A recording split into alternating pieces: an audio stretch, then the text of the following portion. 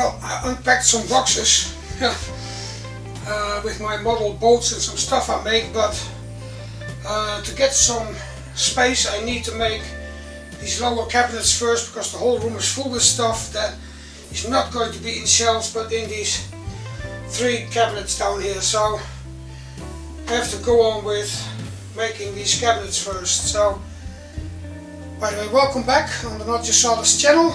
Part 2 of making the wall-to-wall display cabinet out of 2nd grade or 3rd grade OSB. It really isn't the best quality, and it's like it's not really pressed well.